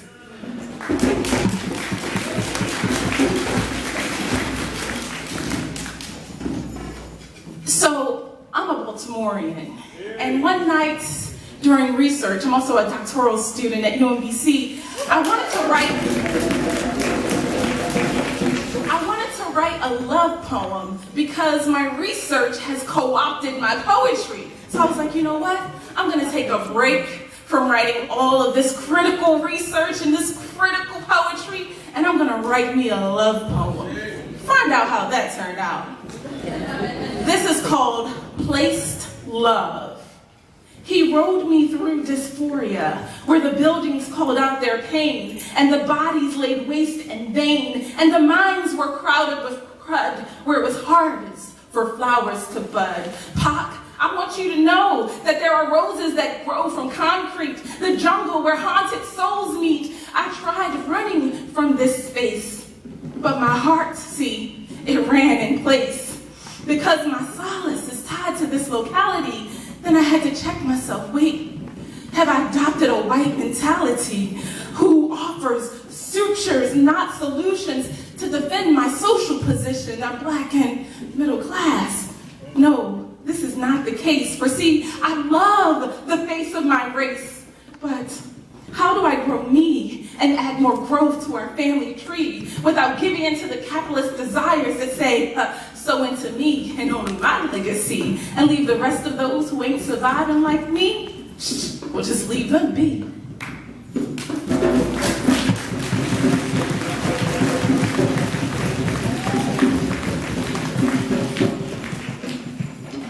Stories are so important, and offering counter narratives to what the dominant culture tries to feed us about ourselves is so important. This is called the musicality of our stories. Discordant notes, bubbling blues, bruised hues, managed mentalities, marginalized identities, othered out of center, hip-hop minstrels, black-faced black people, imitating imitation, lost in prescribed interpretations, swallowing the intestines, filled with feces, regurgitating perpetrator personalities. It took me a long time to see past the confused illusions, and yet there's still more to learn. I yearn for a time when we will no longer dine on the discarded swine from master's table. Instead, we will collectively write beautiful blossoming notes which gives our babies wings so they sing our beautiful songs and mysteries creatively, collectively, because we are more than who they claim us to be. We must forever name ourselves, centering our stories and our glories for our future melodies. We must be.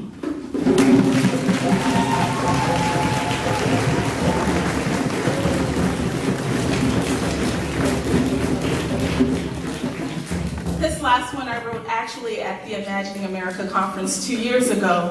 It's called Weaving Knowledges.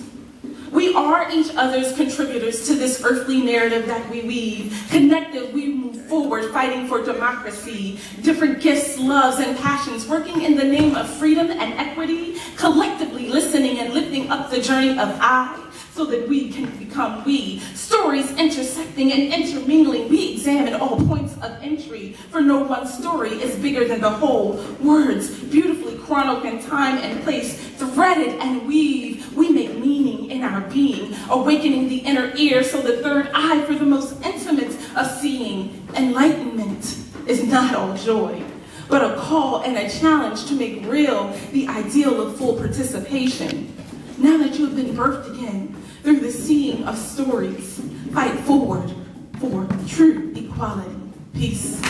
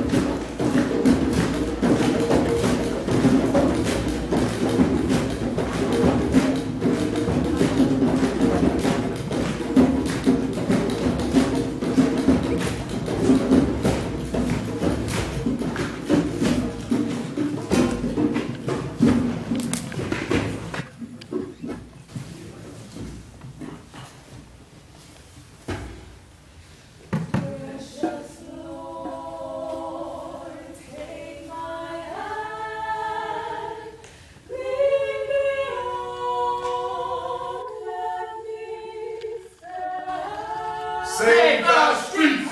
Save our streets! Save our streets! This is a message that is so true. Listen closely when I tell you that this ain't no joke. See, I was always a leader in the community and always protecting my own. But see, there was a lot of love in our community and I was a part of that. But I started gravitating toward the wrong things. I sold drugs. I did crack. See, I was getting high off my own supply. And see, it took me 30 years. 30 long years to get that out of my system. So I'm here to tell you that drugs will take everything with you to the bottom. It'll have you feeling lower than you have ever felt in your life. So I stand here today to say that as a community and as a city, we have to reach one to teach one, because at the end of the day, this ain't no joke. Save our streets. I promise that you never give me more than I can bear. So why is it that when I look at a sonogram of my baby boy, I can't help but shed a tear? The womb, the tomb, he never stood a chance. Senseless abortions, murder, the unborn man. Umbilical cords seem to be replaced by a noose. Who are you to decide a man's fate and choose? Choose that because you brought us here chained bound on the ship that we cannot progress and enjoy this trip? Choose to attack when our only crime was being black. Who are you? Lord, you promised that if I kept my mind on you, you keep me in perfect peace. But my husband left and my son is dead, and now I'm surrounded by the embrace of these tear-drenched sheets. So don't come at me for not having a man in my home, when the legal system is the reason why he's gone. 2 children and no man now. I can't find one. My daughter don't want to date none, and my son don't want to be one. We're singing these songs and y'all breaking our homes, and whatever move you make next, we're already in the wrong. Our mission and purpose is to save our streets, but please bear with us and spare our heartbeats.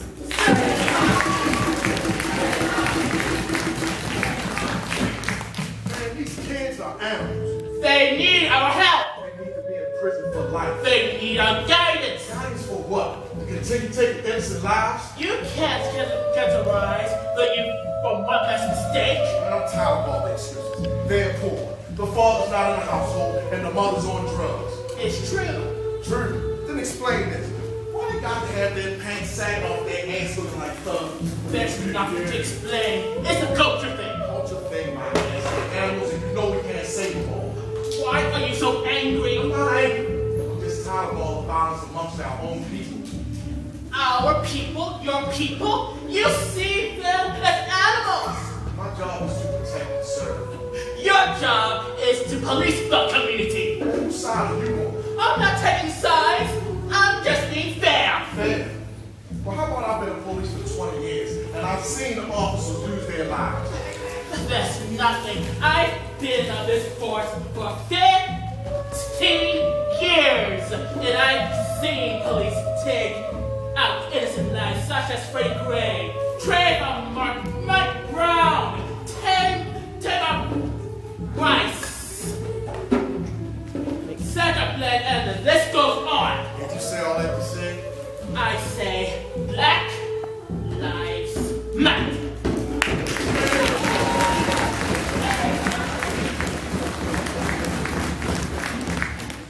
I was that nigga. See, these are my streets. I grew up here, but there was no hope for me. I went to jail. I stole from my mother's purse with no remorse. The other day, I watched my nephew get shot in my front yard, right in the face. This is not the Baltimore that I remember. These streets are different now. See, I'm here to tell you that if you don't got your mind right, you'll fall by the wayside, because there's demons out here waiting on y'all, trying to whisper secrets in your ear that you ain't never heard before. And to be truthful, most of those secrets are not true. See, I'm here to tell you that if you don't got your mind right, you'll fall to the wayside. Save our streets from murder. Save our streets from poverty. Save our streets from injustice. Save our streets from murder. Save our streets! Save our streets! Save our streets! Save our streets! Save our streets! Save our streets! Save our streets!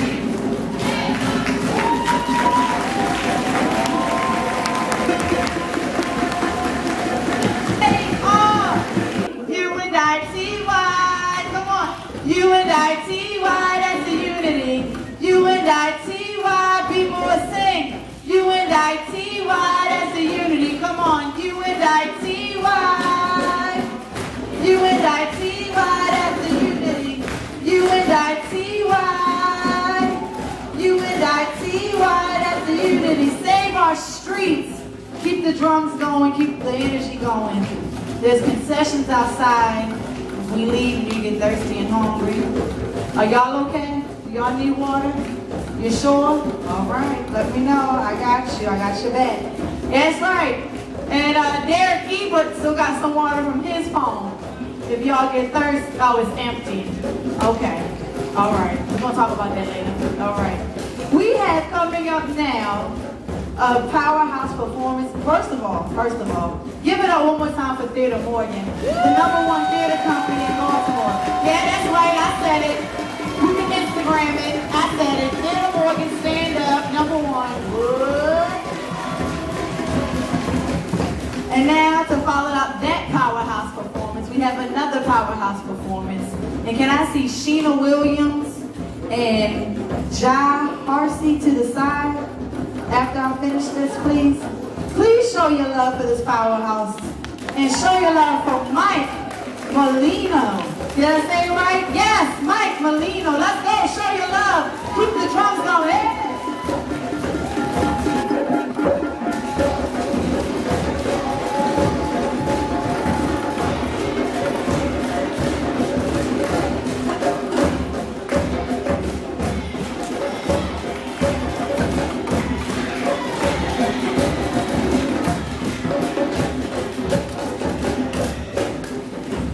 What's happening, y'all? I'm from New Orleans, so I heard a beat. So what's up, Ella? Black House in the house. So we here to weave our we, right? If you're here to weave your we, if you are part of a we, of a community, of a power, of a people, of a family, if you are part of a we, say we. We. We. Bon bon. So let's say bon ton roulé. So I have an assignment for everyone, and I'm gonna do a little piece to try and encourage the assignment. You know, when you ride on public transit, you can't hide.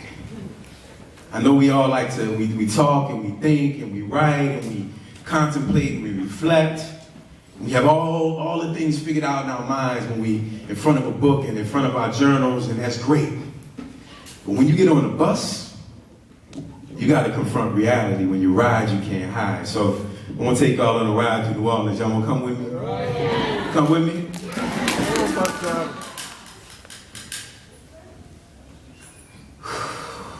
This damn heat is hoover damn heavy.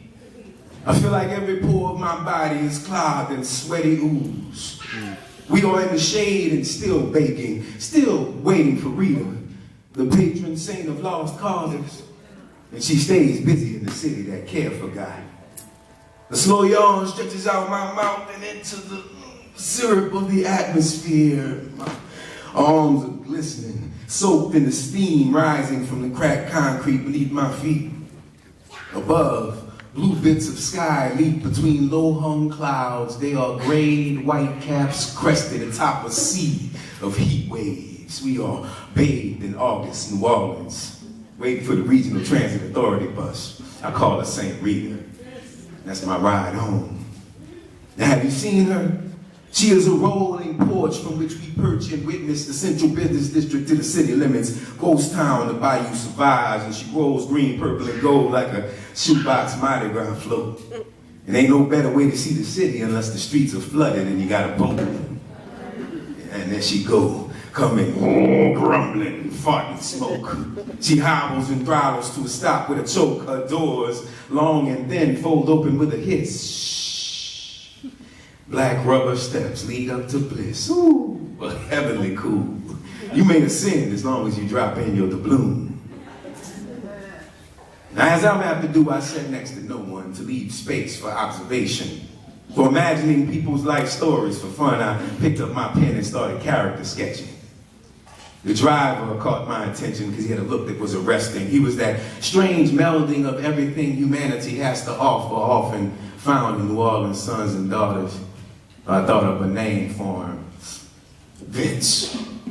He had thick hands wrapped in amber skin, gold winked in his eye, a neat goatee cupped his chin. He looked in his mirror at me, and I was struggling to see what he wanted from me. And I was writing, and he interrupted my flow with a word or two, and I didn't know what was coming next. He said, you a writer? I said, nah, man, I'm just scribbling some shit. Scribbling with shit? How you know that's something filthy? What, you retarded or something? Mentally handicapped, gotta get strapped in the back? Yeah. No, I couldn't laugh at that. I'm just clowning with your nephew. I'm a writer too. And even though I don't write with poo, I do got some funky ass shit. Now peep this. Now they say God works in a mysterious way. But I say God is math. It's simple. He adds, subtract, multiply, and divide. See, when the meteor came, God was riding it. Just like that mechanical bull in your heart. And when the Big Bang sang, God applauded it. And he'll be there when your lights go dark. See, y'all ain't gonna outlast the roaches, and God gonna smash the last one. God built them pyramids. God sunk Atlantis. God hung the moon and flung the sun. God is God. You created it to calibrate your insignificance. God is your soul, a flat black hole, a horizon of the infinite. God is the wrath of zero. God is the one. God is man. I shifted uncomfortably as Vince stared. Maybe he was expecting some reciprocal feeling, but I don't really share, so I tried to think of something. Oh, that was tight. In a way I thought might be cool. Vince did not think so. Oh, that was tight, huh? Was it tight how I merged mythic and scientific imagery in order to create the voice of the ultimate power? Was that part tight? Or was it tight how I rooted the rhythm and the rhyme and make the motif that it ain't the chicken nor the egg, but the math that added the one to the other? Is that part tight? Tight? Man, keep your cliche. It's a damn shame to waste game on an unworthy. Oh, but maybe somebody heard me. Peered more deeply into his mirror past me at a lady sitting in the front middle seat as St. Rita rocked and rolled like a motorboat over the chocolate city streets. Ran through a burst of rain on piety and stopped in the sun at Independence. See, Big Easy weather is unfettered by logic or common sense. And then a baby roach broke my focus on nature's impetuosity as it scurried across the bottom of the window next to me. Now that's nasty. Leaned to the right, let his little body pass me. It's about to smash his ass, but an old man said, no, you ain't no better than that roach. See, him and his kin witnessed dinosaurs give birth, and you best believe they're gonna trample over you, me, and all humanity once we turn to dirt.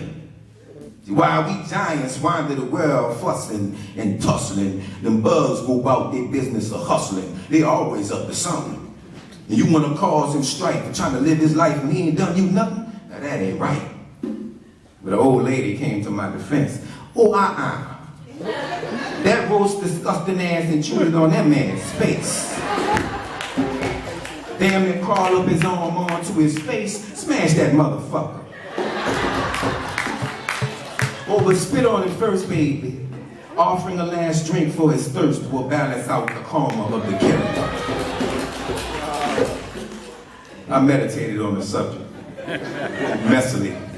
And though my script was shaken by St. Rita's vibration, I kept my dictation steadily. I envy their industry, their limitless energy and intrinsic simplicity. These four-winged, eight-legged, thousand-eyed creepy crawlies, I loathe their bodies, terrified that their whispered touch hides a sting, and so I massacre these little things and kill without conscience. Though I do fear their vengeance for their many slain brethren and crushed babies, I fear they will swarm me with a ravenous insect army. Yeah, those little monsters intimidate me. Because despite the wind or the weather, in war and in peace and trouble, and in the rubble left behind, the little things, we little things remain. Still, we must be in God's grace, or just goddamn hard to kill.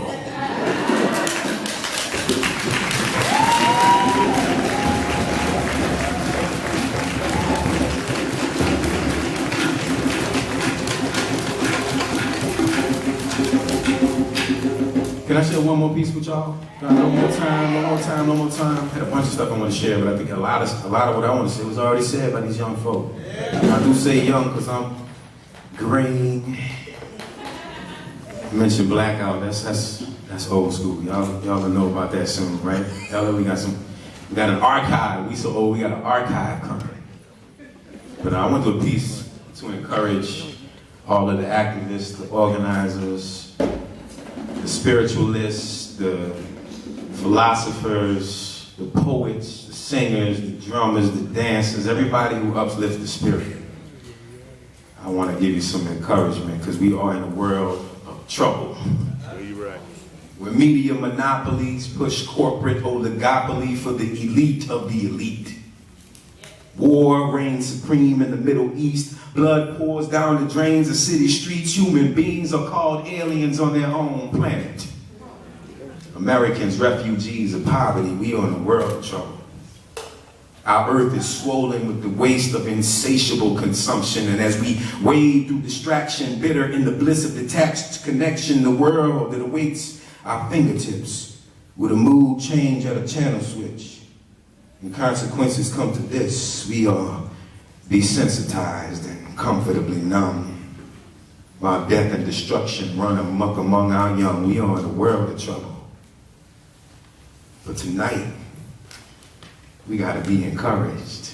Because look at what we have done. We filled this room with a harvest of freedom. Each one of us is a dream realized. Every moment of our lives an instance of oppression defied, despite being brutalized, terrorized, and denied the opportunity to thrive. Our ancestors survived and remain alive in us. So trust, we must be encouraged. Tell somebody, be encouraged. Yes, because we could have shut up in the face of injustice, but instead we stepped up and kept up the mission our ancestors left us. And sometimes I get so fed up I want to head up out the door, but then we connect up and hear stories that refresh us and remind us of what we're fighting for. Be encouraged. Tell somebody, be encouraged. Like you mean it, yes. Because we who believe in freedom shall not rest until it comes. And freedom is not a catchphrase of pop philosophy. Freedom is the difference between a public school and a for-profit penitentiary. Freedom is not the choice between Coke Zero and Diet Pepsi. Freedom is being healthy enough to enjoy your body. Freedom is not flipping between comedian Stephen Colbert and clown Sean Hannity. That's his second shout out of the night, and I hate that. Freedom is information without ideology. Freedom is learning from it all, from the right to the left. You gotta take the best and leave the rest. See, there's a lot we can learn from capitalists, yes, about how to catalyze. And there's even more we can learn from the socialists, I said it, about how to prioritize. There's a lot we can learn from a politician about how to compromise. Even more we can learn from the revolutionary about how to lock our eyes on a prize. See, in freedom, even perceived enemies have something to teach. Every heart and every mind is within freedom's reach. Tell somebody, be encouraged. Because there ain't no power like the power of the people, because the power of the people, yeah, y'all know that, right? Let's try that again. There ain't no power like the power of the people, because the power of the people, yeah, we won't stop at a black president, because we don't pause for promotions. We're not going to bow down and mumble humbly. We're going to cause commotion. Writing motions to cease and desist against racists. Composing policy and voting. We are in motion and we won't stop till we free our communities of crime and killer cops. We're not going to stop at nonprofits. We're going to be present in the government, and we will take the streets from Main Street to Wall Street to Martin Luther King. You're going to hear us on your radio and see us on your TV. We resist the inertia of history. Its tendency to tame ambitions. Yeah, we've come a long way, but nowhere near complete our mission. So you better be encouraged. Because this is what democracy looks like. We are power to the people. We the future in the flesh. We are the hands that weave dignity. We are the minds that command respect. We dream in color. We came to wake the world up.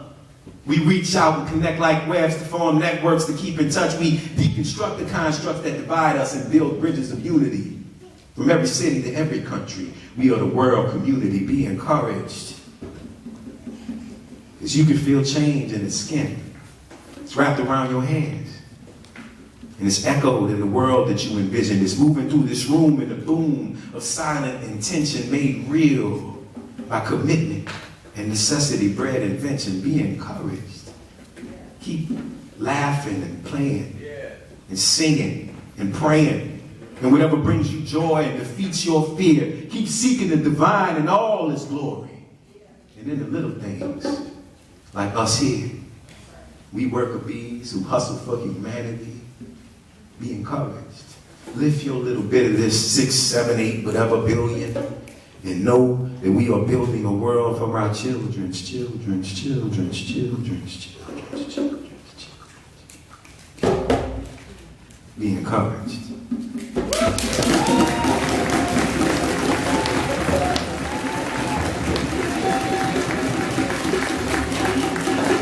Are a part of the Imagining America Conference.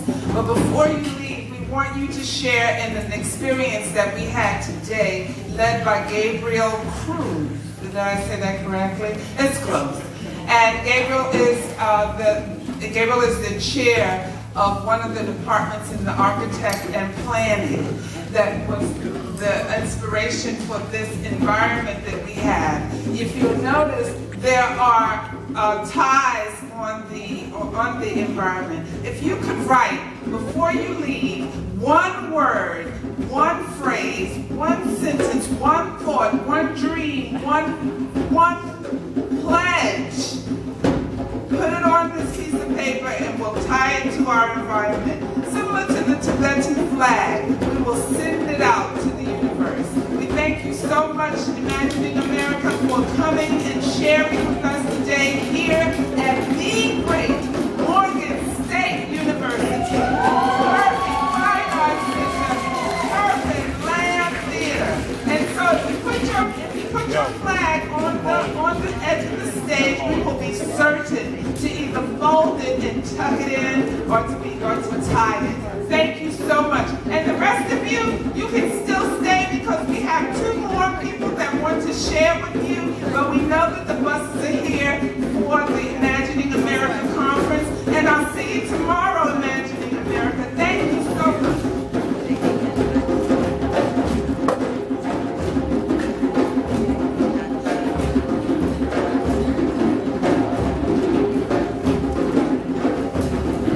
while you're leaving, those who will want to stay, we have 2 more artists that are eager to come on. So before you leave out, if you would like to stay and hear them, they get ready for you. Did y'all enjoy yourselves? Did y'all enjoy yourselves? All right, get on. Show some more love for Imagining America Conference. Come on. Pleasure sharing. Let's go. Hello. Hi, I'm Sheena. I performed this before, but I've never done it like this. So can you guys just like close your eyes and just okay.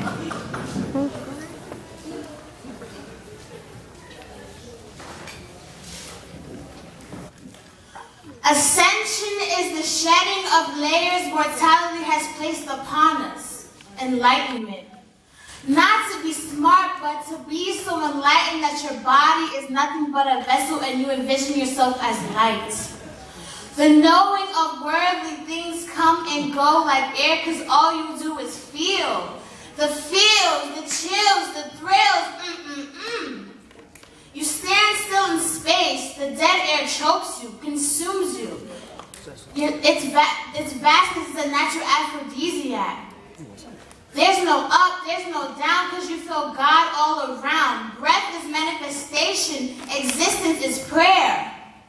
Can this feeling exist within the bubble of secular interaction? Yes, it can, once we disconnect with reality. No drugs needed for this ecstasy, because this is power.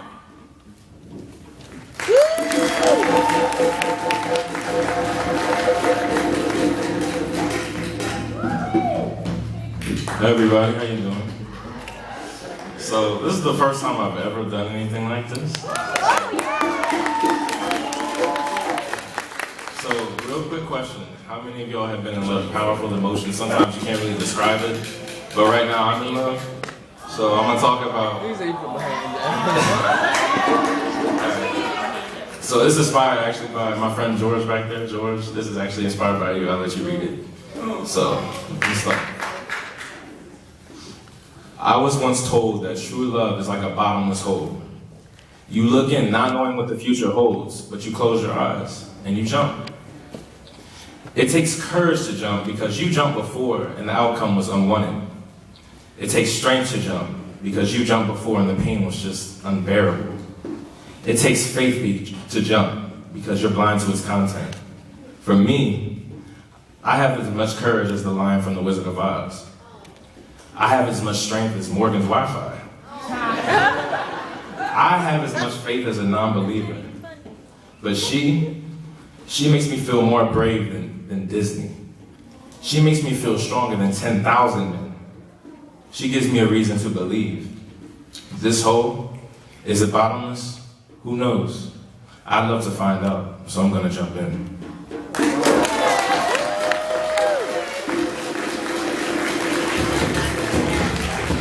Now, I told you to text me that poem. I didn't want everybody to know our business. But since you said it, I love you too. Roses are red, violets are blue. Some poems rhyme and this one don't. Okay? Give it up for our artists of the night. Y'all can be better than that. Come on.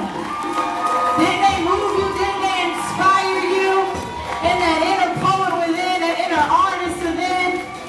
You are an artist in your own way. All right? Before we end this, show your love for our drummers of the evening.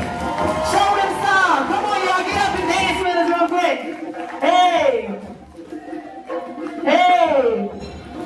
Give a shout out to Theodore Morgan, Shirley, Basfield, Dunlap. Let's go. Janice, how you feeling? Mr. Phillip, is that his name? Hi there in the booth, how are ya? Last but not least, it's been an honor being your host for the evening. My name is Keisha Holmes.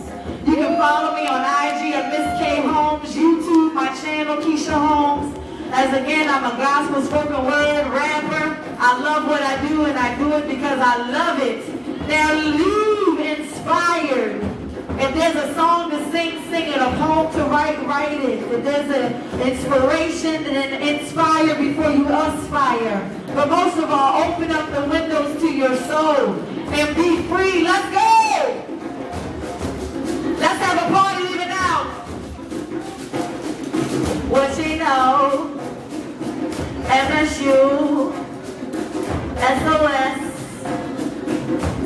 our streets.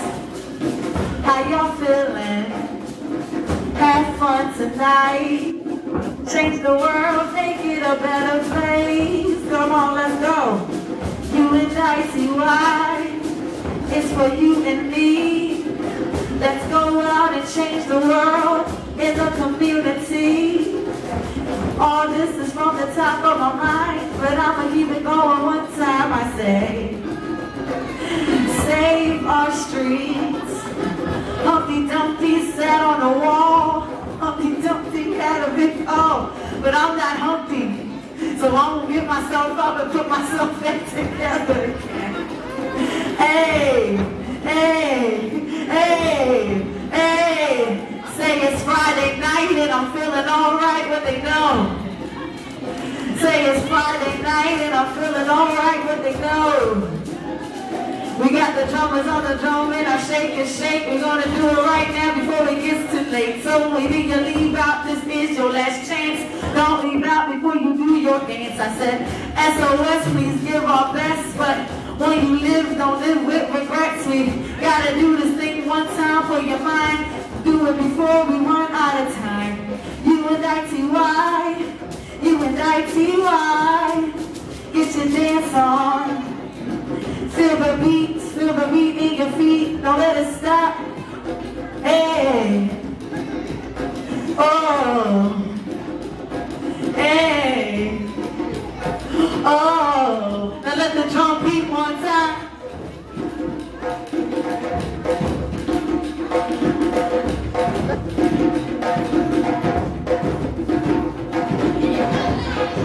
All night. I know. Oh, we got big drums. I'm going to substitute for rain. See? But I realized it. Hey, hey, hey, hey, hey, hey, hey, hey, hey, hey, hey, hey. You got the drum and the heartbeats. You got the drum and the heartbeats. Beat for me, beat for you. We're gonna beat your feet like you from DC. Beat more like you never before. We got the mix up in the place. Everybody, it's such a shame if you still in my space, but come on y'all, it's not your fault. Let's go, dance it off one time. If you love yourself, say hey-oh. Say hey-oh. Who said we need to go to a club on a Friday night to come on and get our life? Let's go. Hey, hey.